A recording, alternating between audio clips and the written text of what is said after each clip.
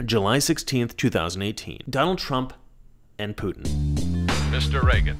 Recently, Trump was criticized by the media and many fellow conservatives for apparently siding with Vladimir Putin over the CIA. The reaction was intense, and that is an extreme understatement. The world's reaction to the Putin meeting, it reminded me of the uproar in the press after Donald Trump canceled his meeting with Kim Jong-un.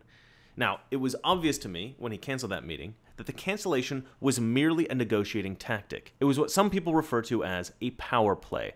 Donald Trump wanted to establish his dominance at the negotiating table. There was no doubt in my mind that Donald Trump would go ahead with the meeting. This proved to be true. I am not a top-level negotiator in multi-million-dollar business deals, but it was obvious even to me that Trump was executing a shrewd negotiating tactic. How everyone else was blind to that is beyond my understanding. I suspect that much of it was due to self-imposed ignorance. Many in the media want to believe that Trump is a bumbling idiot, that everything he does is a disaster, and for them to suspect that Trump is doing anything strategically or well undermines their premise that he is incompetent. After Trump's meeting with Putin, I saw the same overreaction in the press as I saw after the Kim Jong-un meeting cancellation. Again, I suspected that Trump was employing like a shrewd negotiating tactic.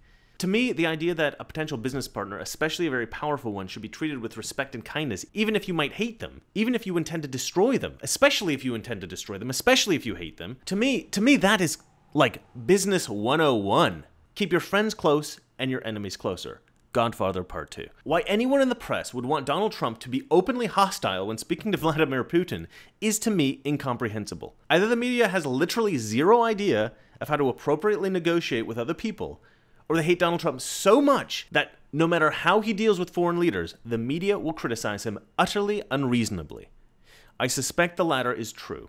Trump is smart, despite what his detractors insist. He knows that it is crucial to maintain a good relationship with other world leaders. Donald Trump is being very careful with Vladimir Putin. He's putting on a broad smile. He's all yeses, and I suspect that this is partly because he is currently trying to assess what leverage he has to use with Vladimir Putin. In order to confirm my suspicions about what Donald Trump was doing with Vladimir Putin, and to gain further insight into what maybe his strategies are, I bought a copy of Donald Trump's autobiography, The Art of the Deal.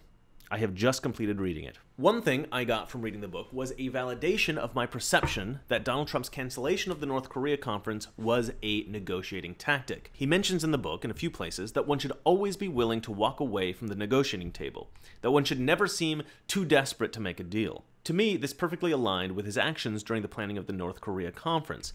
So, what did I learn about Trump's meeting with Putin? Donald Trump is a funny guy. He hasn't seemed to change much over the years. Donald Trump is Donald Trump. His book is filled with what he refers to as truthful hyperbole. He also lavishes extravagant praise on everyone he likes, as well as powerful business associates with whom he has previously done business, is currently doing business, or hopes to do business with in the future.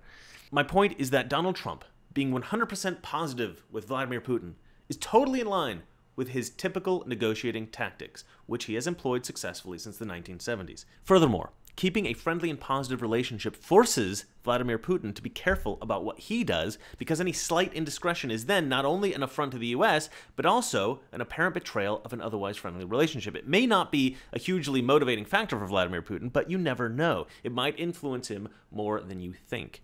In any case, every little tactic helps.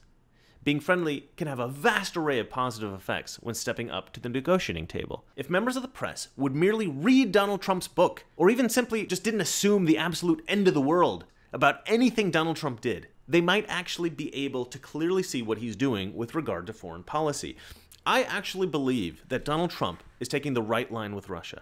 I think America was right to elect Donald Trump. I think that any foreign negotiations that we have with Donald Trump doing the negotiating, we have the absolute best chance of getting the most optimal deal possible. There are two directions the US can go with Russia. We can either collaborate, in which case it will always be in Russia's best interest to make America happy, or we can continue to act antagonistically. The collaboration option would have hugely positive effects. If we can somehow influence them to improve their country, stop annoying everybody, the entire world would benefit. Good night.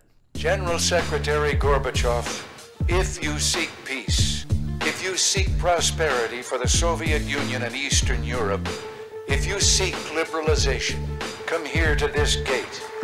Mr. Gorbachev, tear down this wall.